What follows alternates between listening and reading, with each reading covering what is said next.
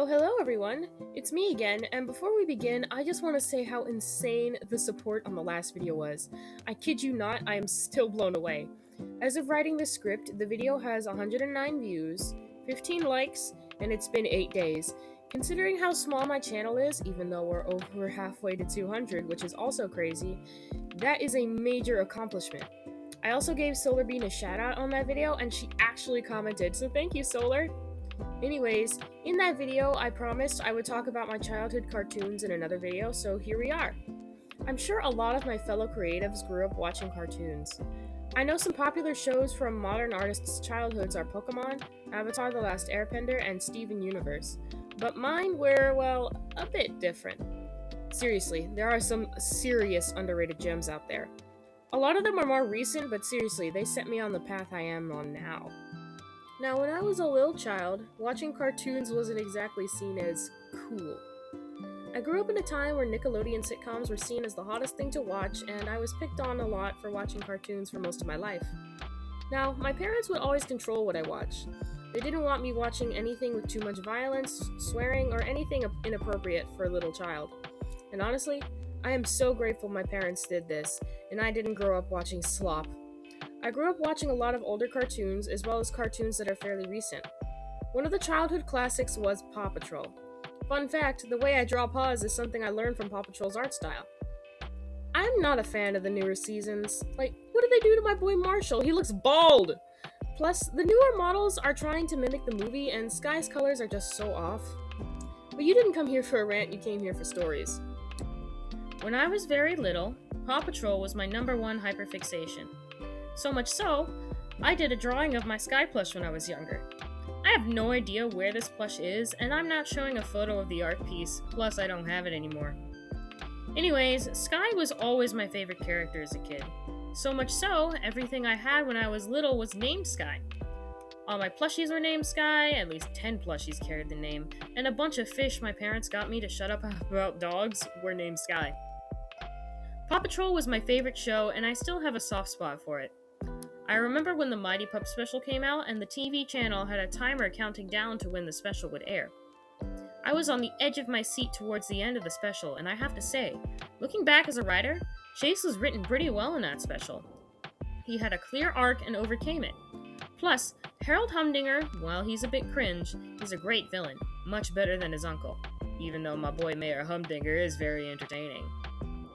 Although, all the praise aside, I did have to wonder what the Paw Patrol thought about saving the town all the time. I mean, if you watch the show, you really realize how stupid the rest of the town is.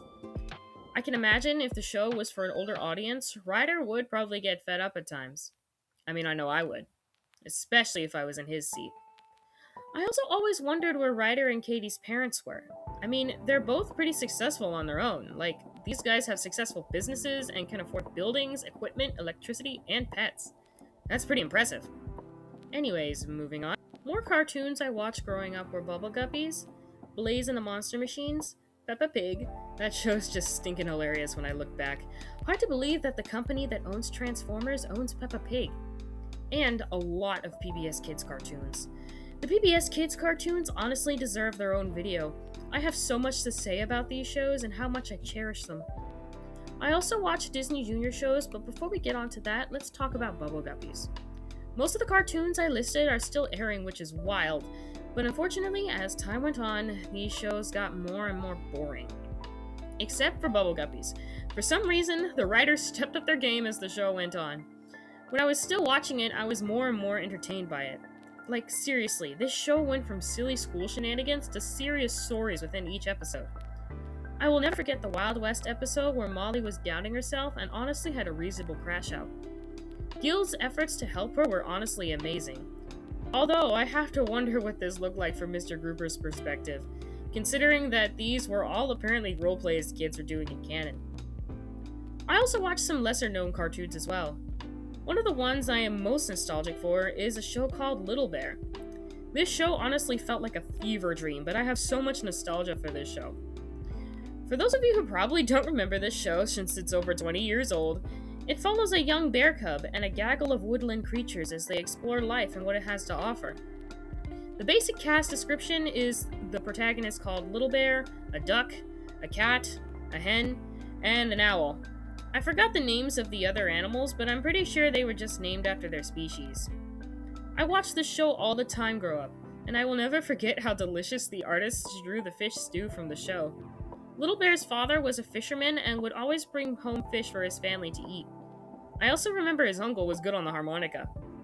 I also watched the original Franklin the Turtle cartoon growing up, and my favorite episode was always the Christmas special where Franklin goes with his family to visit his grandparents for Christmas. That one always touched my heart. I watched many, many more cartoons. Some of them being movies, but this script is getting longer than I thought it would, and this video is probably nearly 10 minutes long, so I will definitely be doing a part 2, as well as talking about my childhood favorite movies, which will get a video for itself. I have a lot to say about these movies. Thank you so much for watching. If you made it this far, please like, comment, and subscribe if you want to see part 2. You can find the art in the background on my Pinterest, where I post every Thursday, and on my community tabs, where I post every Friday. Links are in the description, and thank you so much for watching. And once again, thank you so much for the support on the last video and the short that I posted. It's still crazy to me. I'll see you around. Bye-bye.